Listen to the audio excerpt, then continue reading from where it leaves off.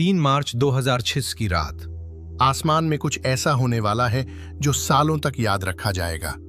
उसी दिन है होली से एक रात पहले का पावन पर्व होलिका दहन, और उसी रात दिखाई देगा एक अद्भुत चंद्र ग्रहण।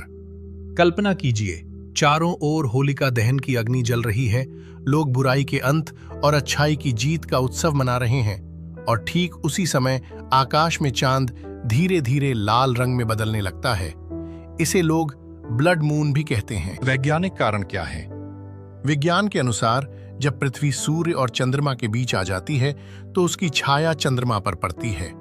इस दौरान सूर्य की किरणें सीधे चांद तक नहीं पहुंच पाती, लेकिन पृथ्वी का वातावरण लाल रंग की किरणों को मोड़कर चंद्रमा तक पहुंचा देता है, और यही कारण है कि चांद लाल दिखाई देता है। ये एक प्राकृतिक खगोलीय घटना है, पर हमारे शास्त्र इसे केवल विज्ञान तक सीमित नहीं रखते।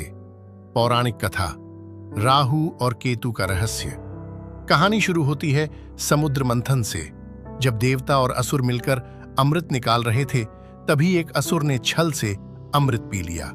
जैसे ही भगवान विष्णु को इसका पता चला, उन्होंने सुदर्शन चक्र से उसका सिर धड़ से अलग कर दिया, पर अमृत उसके गले से नीचे नहीं उतरा था, इसलिए वो मर नहीं पाया।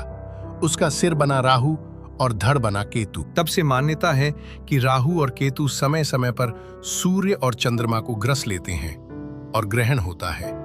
3 मार्च 2026 का ये चंद्र ग्रहण होलिका दहन के साथ पड़ना आध्यात्मिक दृष्टि से बहुत विशेष माना जा रहा है। ज्योतिषीय संकेत। कुछ राशियों के लिए ये समय भावनात्मक उथल पुथल ला सकता है, कुछ के लिए अचानक आर्थिक बदलाव का संकेत हो सकता है, और कुछ लोगों के लिए ये आत्म मंथन और नई शुरुआत का अवसर बनेगा। ऐसे समय में घबराने की नहीं, जागरूक रहने की आवश्यकता है। सूतक काल और सावधानियां। ग्रहण से पहले लगने वाले सूतक काल में कुछ पारंपरिक सावधानियां रखी जाती हैं। ताजा भोजन न बनाना और न खाना, गर्भवती महिलाओं का घर से बाहर न निकलना, खाने पीने की चीजों में तुलसी के पत्ते डालना, अनावश्यक यात्रा से बचना। तुलसी को शुद्धता और सुरक्षा का प्रतीक माना जाता है। आध्यात्मिक संदेश। होलिका दहन का अर्थ केवल लकड़ियां जलाना नहीं है, ये अपने भीतर की नकारात्मकता, गुस्सा, ईर्ष्या और बुरी आदतों को अग्नि में समर्पित करने का अवसर है।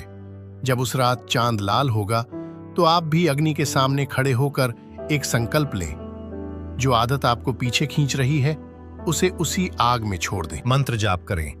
ओम नमः शिवाय या गायत्री मंत्र का स्मरण करें। मन को शांत करें और विश्वास रखें कि हर अंधकार के बाद प्रकाश आता है।